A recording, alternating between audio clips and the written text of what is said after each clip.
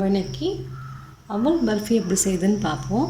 அதுக்கு நான் ஒரு கப் அவல் எடுத்திருக்கேன், ஒரு கப்பு பால் எடுத்திருக்கேன், ஒரு கப்பில் வெள்ளத்தை வடிகட்டி எடுத்து வச்சு கருப்பட்டி தான் எடுத்துருக்கேன். நான் இன்றைக்கி சும்மா நெய் எடுத்துருக்கேன். நாங்கள் எப்படி செய்யலான்னு பார்ப்போம். சும்மா நெய்யும் எடுத்துருக்கேன். ஃபஸ்ட்டு எப்படி செய்யலான்னு பார்க்கலாம். நெய் கொஞ்சமாக நம்ம ஆட் பண்ணிப்போம். ஃபஸ்ட்டு நான் அவல் நல்லா கழுவி எடுத்து வச்சுருக்கேன். நம்ம இதில் போட்டு அவல் வறுத்துக்கலாம்.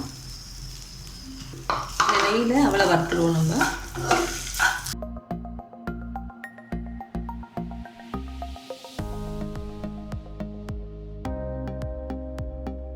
நம்ம இதில் கொஞ்சம் பால் ஆட் பண்ணிப்போம். இந்த அவல் வேகத்துக்கு சரியாக இருக்கும்.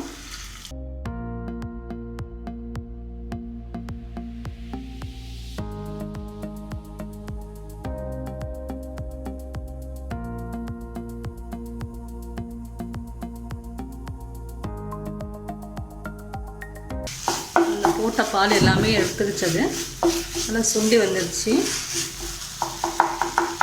நல்லா வேகட்டும், நல்லா அரைச்சி விடுங்க. இப்போ தான் பர்ஃபி நல்லா வரும்.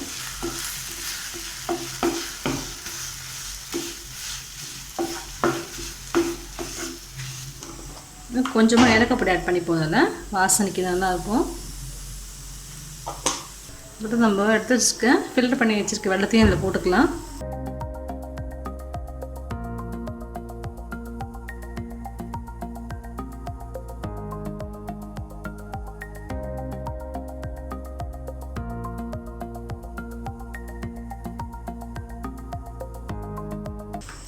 நீங்கள் வெல்லம் போடலாம், சக்கரை கூட போட்டுக்கலாம். நான் கருப்பட்டி இருந்தாலும் கருப்பட்டி போட்டேன்.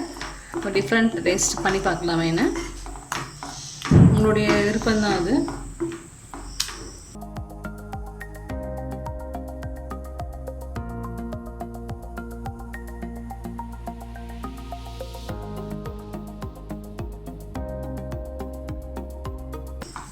இது நல்லா உருகி வரணும். உங்களுக்கு வெயிட் பண்ணுவோம்.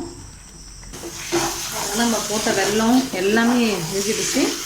இந்த மாதிரி ஒட்டாமல் வரணும். ஒரு 2 நிமிஷம் இருக்கும். நம்ம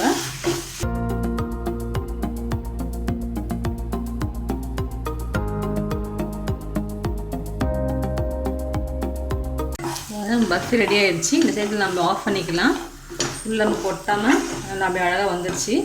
நம்ம ஒரு பிளேட்டுக்கு மாற்றிக்கலாம். நான் ஒரு பிளேட்டில் நெய் தடவி வச்சுருக்கேன்.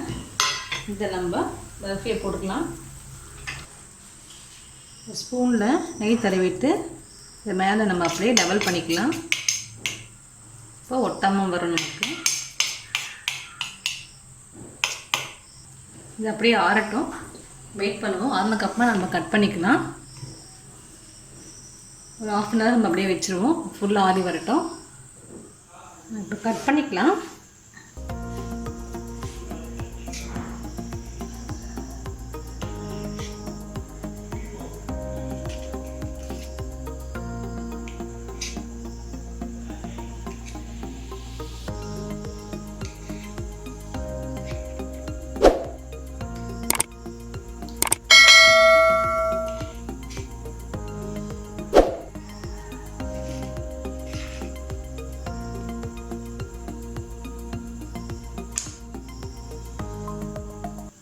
பாருங்கள், நம்ம பர்ஃபி நல்லா ரெடி ஆகிடுச்சு.